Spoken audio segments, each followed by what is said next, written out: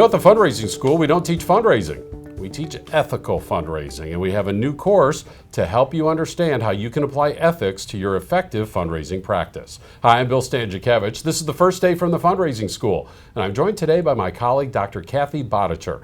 Kathi leads the master's program at the Indiana University Lilly Family School of Philanthropy, where she also is a resident national expert on the history of the philanthropic sector and what we can learn today, but also how do we apply ethics to successful fundraising. Kathi, thanks so much for being with us. Thank you for developing this course. What are some of the themes that have evolved as you apply ethics to successful fundraising? Thank you, and thank you for having me. And I'm really excited about the course that's coming up in not even 30 days from now. So, when you look at the news, almost every day there is some ethical dilemma that's presented in the fundraising space.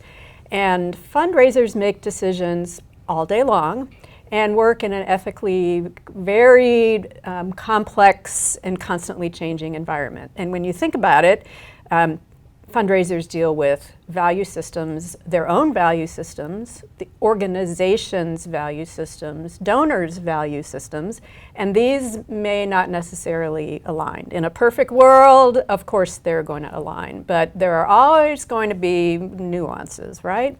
Fundraisers deal with confidential information and serve competing masters. They're supposed to bring in money, of course. They're accountable to their organization to bring in money. That's the economic engine of the nonprofit sector.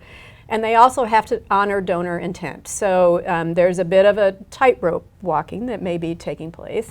And they're serving the public interest. And as we know from our founder, Mr. Robert Payton, the public interest, the public good is something that we forge every day. So with media attention, with big gifts, with Me Too movement and things like that, everybody's under scrutiny, and the fundraiser is at the heart and the center of that. So do we have guidelines? Of course. And it's easy to look at, say, the AFP guidelines, which your listeners probably all know by heart, and say, well, of course we're going to follow these. These are obvious. We're going to do this all the time.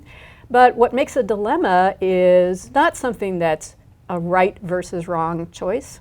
If something is right or wrong, we can see that easily. If it's wrong, it's just wrong.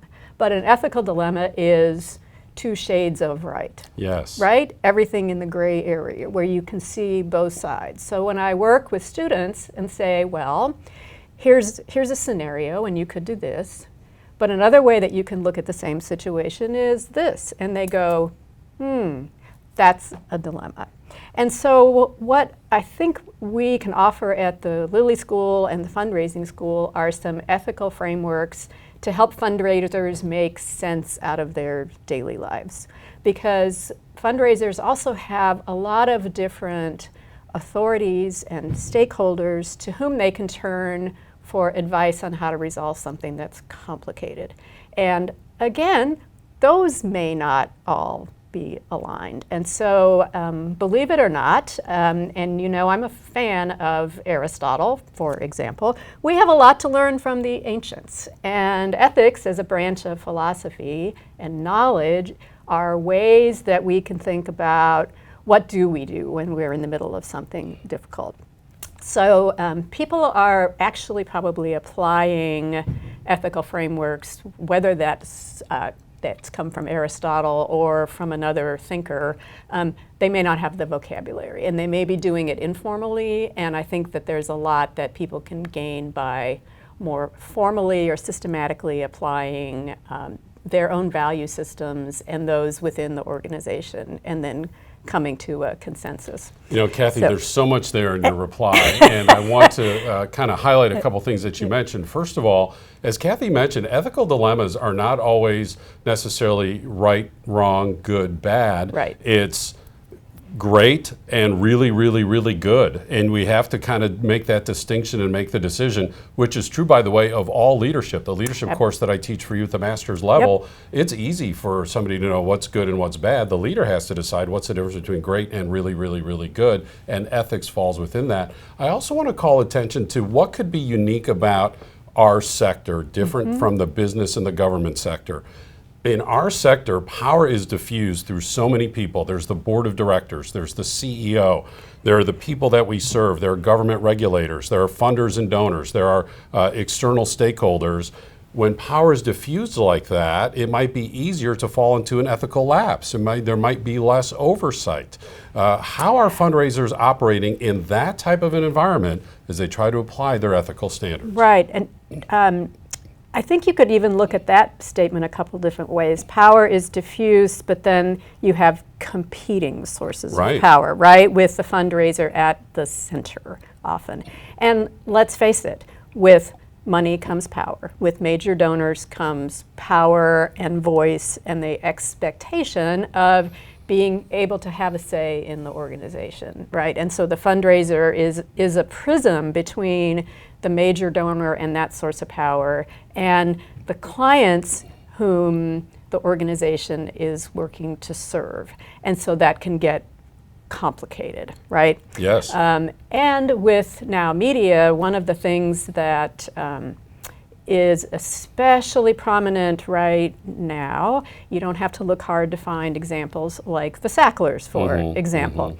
That's actually not the choice that an institution has to make about a major gift from the Sacklers is not as obvious as it might seem if you just read a soundbite in social media. Because, for example, there are many members of the Sackler family. Many were not even alive when some of the drug problems started to face this country. Right. So if you're an institution, you have the Sackler name on some wall or building or something like that.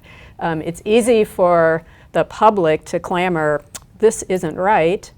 Well, maybe it doesn't feel right, but maybe it isn't wrong either. And so you have the fundraiser at the center of a power struggle. And Kathi, an example here in the Midwest has been, the Papa John story with John Schnatter. And just to show you, what we're talking about here with ethics and fundraising, there are two institutions of higher education in the state of Indiana who gave the money back to John Schnatter. There was an institution of higher education in the state of Kentucky, Commonwealth of Kentucky, that said we will accept a gift from John Schnatter. Exactly. We're not choosing sides in this discussion. What we're saying is those are ethical dilemmas that everybody needs to address.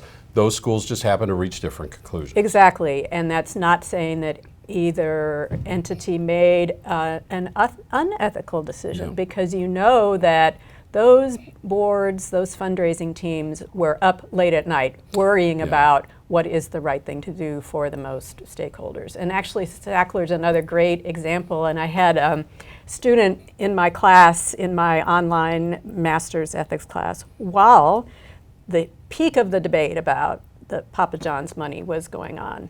And he boldly went into his boss, the CEO of his educational organization, and said, I think we really ought to be pursuing very strongly Papa John's and John for a gift, because right now he's in trouble. He needs us to legitimize his philanthropic profile. That's not a bad way to look at that, right? And his leadership didn't think that was very wise at the moment. But again, it's a great illustration of there is no right and wrong here. It's the process, and process. In your wonderful opening remark, you talked about that we have handles that we can turn to. Can you give us an example of those handles that fundraisers can turn to, that there are structures, there's some guideposts that can help them in this deliberation? Sure, there are a couple of thinkers and practitioners who have created models for resolution, and they actually parallel ancient. One parallels Aristotle, who, as you know, I've already said, I have a personal penchant for. Another model for resolution parallels a different framework in utilitarianism.